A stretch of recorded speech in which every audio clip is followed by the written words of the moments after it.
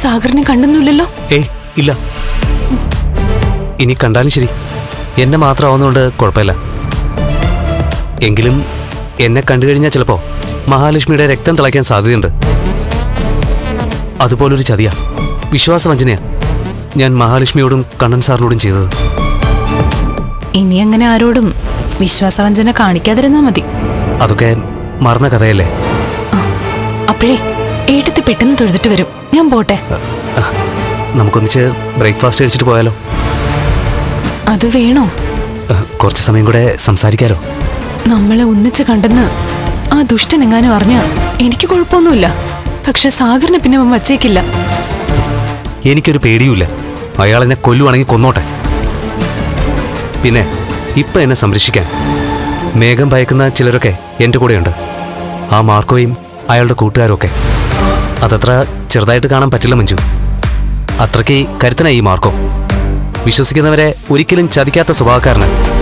സാഗറിന് അപകടമൊന്നും പറ്റില്ലെങ്കിൽ എനിക്ക് പിന്നെ പേടിയൊന്നുമില്ല. മേഘൻ എന്നെ കൊല്ലാൻ വന്നാലും അത് ഞാൻ ചിരിച്ചോണ്ട് നേരിടാൻ തയ്യാറാ. അത്രയ്ക്ക് മരിച്ച ഞാനിപ്പോ അവനൊപ്പം ജീവിക്കുന്നത്. എന്നാ പിന്നെ വണ്ടിയിലോട്ട് കയറ്. വാ.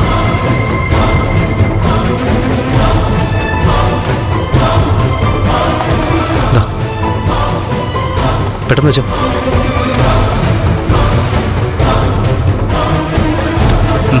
കേറി.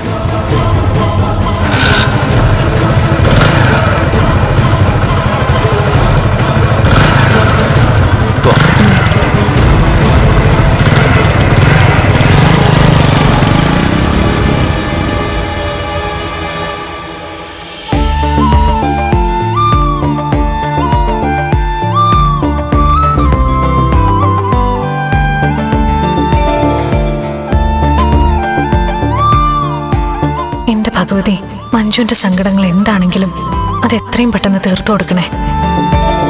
അവൾക്ക് നല്ലൊരു ജീവിതം കിട്ടണേ.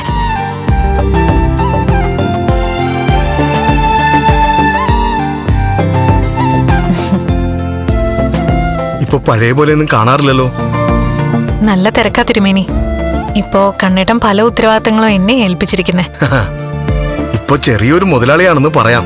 ഏയ്, ഞാനൊരിക്കലും പ്രതീക്ഷിക്കാത്ത കാര്യങ്ങളാ തിരുമേനി എന്റെ ജീവിതത്തിൽ ഉണ്ടാവുന്നത്. അങ്ങനെ തന്നെയായിരിക്കും ഇനി മോളുടെ ജീവിതം മുന്നോട്ട് പോകുന്നത്. പ്രതീക്ഷിക്കാത്ത ഒരു നേരത്ത് മോളുടെ ഭർത്താവ് പരസഹായമില്ലാതെ എഴുന്നേറ്റ് നടക്കുകയും ചെയ്യും. നല്ല മനസ്സുള്ളവരെ ദൈവം ഒരുപാട് പരീക്ഷിക്കും. പിന്നെ അവർക്കെന്തെങ്കിലും കനിഞ്ഞ് നൽകിയാലുണ്ടല്ലോ, അത് തിരിച്ചെടുക്കുകയില്ല. അങ്ങനെ തന്നെ ആവട്ടെ തിരുമേനി. ഓ ശരി.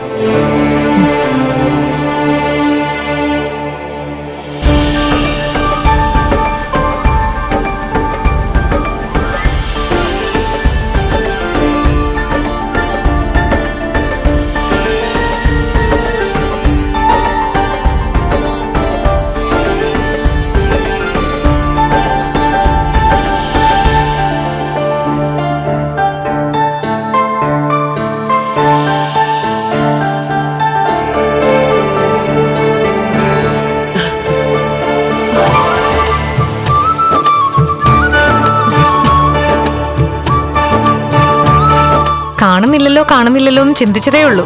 പെട്ടെന്ന് അമ്മ പ്രത്യക്ഷപ്പെട്ടു. അമ്മമാരെ അങ്ങനെയാണല്ലോ. മക്കള് വിളിച്ചു കഴിഞ്ഞാൽ അവര് വിളിപ്പുറത്താ. ഓണത്തിന് ശേഷം അമ്മയെ കണ്ടിട്ടേ ഇല്ലല്ലോ. ഓണത്തിന് ശേഷവും കണ്ടിട്ടില്ല, ഓണത്തിന് മുൻപ് കുറച്ചുനാളും കണ്ടിട്ടില്ല. എങ്ങനെയാ കാണുന്നത്?